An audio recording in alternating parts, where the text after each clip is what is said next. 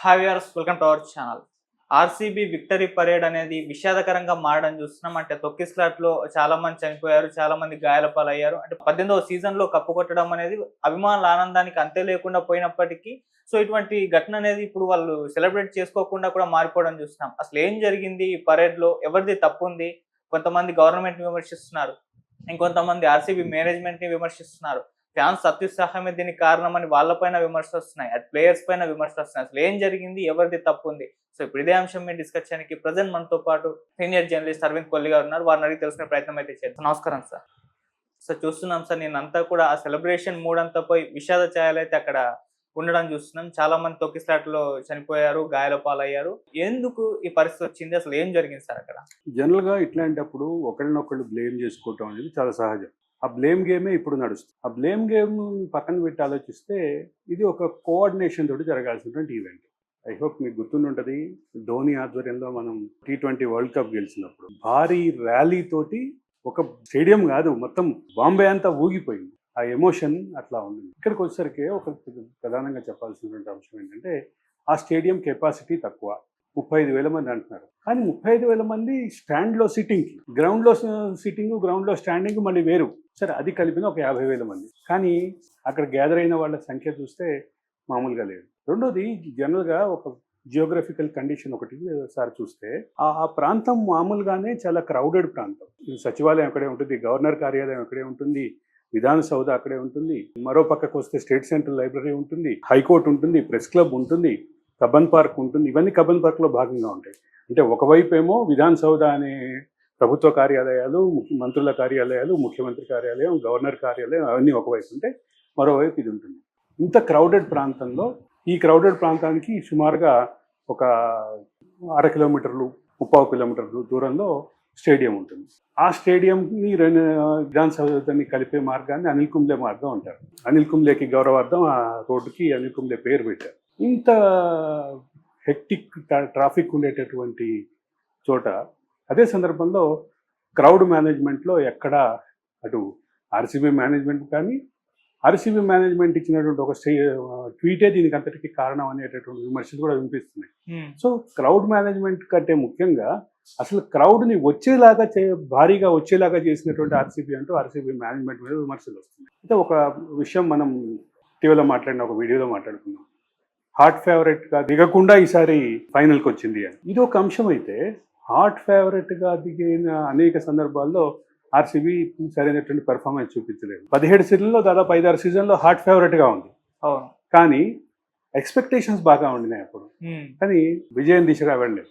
ఈసారి హాట్ ఫేవరెట్గా లేకుండానే విజయం దిశగా వెళ్ళినటువంటి పరిస్థితి కనిపిస్తుంది. ఇవన్నీ ఒక పక్కన ఉంటే, ఒక భారీ ఎమోషన్. అంటే వాళ్ళు ఎంతకాలం నుంచి వెయిట్ చేశారు, ఈసారి కప్ నమ్మదే అని, అంటే ఈసారి కప్పు మనదే అనే నినాదం, ఈసారి కప్పు మనది అనే వాస్తవం. ఈ రెండింటి మధ్య ఎంత ఎమోషన్ డ్రామా నడిచింది, ఎంత ఎమోషన్ ప్లాట్ఫామ్గా మారింది. బెంగళూరు మొత్తం ఆ రోజంతా ఇట్లా ఊగిపోయింది అనేది అంచనా. ప్రతి ఒక్కరు, సామాన్య గృహిణుల నుంచి మొదలుపెట్టి కంపెనీల సీఈఓల వరకు ఆ స్ట్రీమ్లో ఎవ్వరూ కాదనకుండా అందరూ దాంట్లో భాగస్వాములు అయ్యారు. భాగస్వాములు అవ్వటమే కాదు, వాళ్ళని ఆ రకంగా నడిపించింది అనేటటువంటి పరిస్థితి. ఇక్కడ ఇటువంటి పరిస్థితిలో క్రౌడ్ మేనేజ్మెంట్ ఎంత జాగ్రత్తగా ఉండాల్సినటువంటి ఈ సంస్థలకు సంబంధించిన సమన్వయం కూడా ప్రధానంగా ప్రశ్నార్థకంగా ఉంది. ఈ ప్రశ్నార్థకంతో పాటు ఎవరెవరి వైపు అయితే వేళ్లు చూపిస్తున్నాయో వాళ్ళందరూ కూడా ఈ సంఘటనకి బాధ్యత వహించాలి. రెండోది, హైకోర్టు కూడా కొద్దిసేపటి క్రితమే ఒక విచారణ కూడా ఆదేశించింది. కాబట్టి దీనిపైన విచారణ అనేది జరుగుతుంది, అంత మామూలే. కానీ ఈ క్రౌడ్ మేనేజ్మెంట్లో ఖచ్చితంగా ప్రతి వాళ్ళ వైఫల్యం కనిపిస్తోంది, ప్రతి సంస్థ యొక్క వైఫల్యం కనిపిస్తోంది. కాబట్టి ఈ కోఆర్డినేషన్ అన్ని సంస్థల మధ్య, అటు ప్రభుత్వేతర క్రీడా సంస్థలకి సంబంధించినటువంటి ప్రతి ఒక్క సంస్థ కూడా భాగస్వాములు అవ్వాలి, బాధ్యత తీసుకోవాలి. భవిష్యత్తులో ఇట్లాంటివి ఏవి జరగకుండా, ఇట్లాంటి క్రౌడ్ మేనేజ్మెంట్ లేకుండా జాగ్రత్త వహించాల్సిన అవసరం అయితే ఉందని చెప్పక తప్పదు. అంటే సార్, ఇక్కడ ఆర్గనైజేషన్ అంటే ఇప్పుడు ఎక్కువగా పొలిటికల్ టర్న్ తీసుకోవడం మనం చూస్తున్నాం. అంటే బీజేపీ కూడా అటు కాంగ్రెస్ ని విమర్శించడం, ఆల్రెడీ తెలంగాణలో కూడా ఒక సంఘటన మన సంధ్య థియేటర్ దగ్గర చూస్తాం. Yeah. ఇక్కడ కాంగ్రెస్ కాంగ్రెస్ గవర్నమెంటే government ఉంది, ఉంది. ఇప్పుడు అక్కడ కూడా కాంగ్రెస్ కాంగ్రెస్ గవర్నమెంటే government ఉంది. ఉంది. సో దీని పట్ల కూడా విమర్శలు అయితే వినిపిస్తున్నాయి. ఎక్కువగా కాంగ్రెస్ గవర్నమెంట్ ఫోకస్ చేయలేదు, అసలు బ్యారిగేట్ లేవు అని క్రౌడ్ చెప్పేసి. మేనేజ్మెంట్ చేయకపోవడానికి కాంగ్రెస్ అధికారంలో ఉండటమే కారణం అని బీజేపీ నుంచి అవును. విమర్శలు వస్తున్నాయి. మరి ప్రయాగ్రాజ్లో ఏం జరిగింది, ప్రయాగ్రాజ్లో ఏం చేశారు అని కౌంటరు కాంగ్రెస్ నుంచి విమర్శలు వస్తున్నాయి. ఈ రాజకీయపరమైన విమర్శలు, రాజకీయపరమైనటువంటి ఈ రకమైనటువంటి ఆరోపణలు, వీటి గురించి కాదు ప్రస్తుతం మనం ఆలోచించాల్సింది.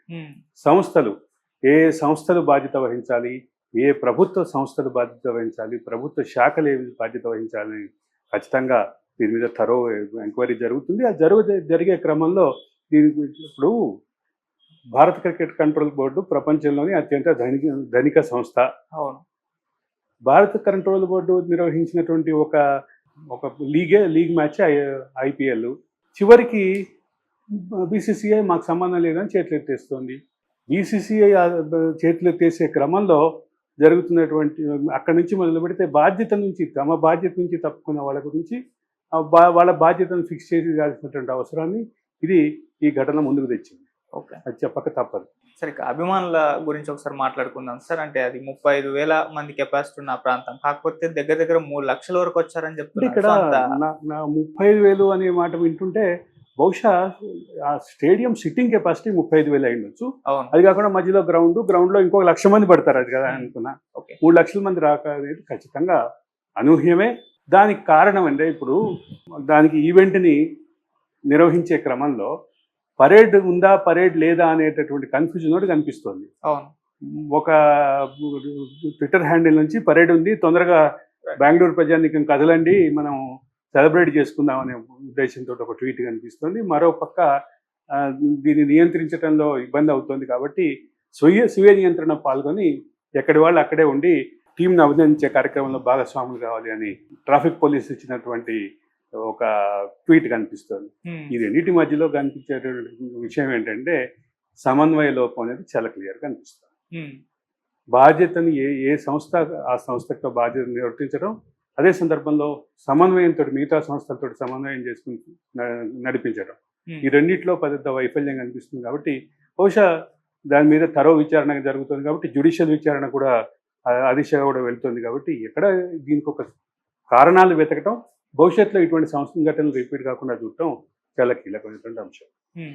ఇటువంటి సంఘటనలు, ఇటువంటి ఈవెంట్లు అంటే భారతదేశం ఇటువంటి విజయాలు మరిన్ని సాధించాలని కోరుకుందాం. మనం భారతదేశంలో ఉన్నటువంటి క్రీడాస్ఫూర్తి పెరగాలని కోరుకునే క్రమంలో ఇటువంటి అపశృతులు దొరకకుండా ఉండాలి అనేది మాత్రం నేను బలంగా చెప్తాను. Thank you so much.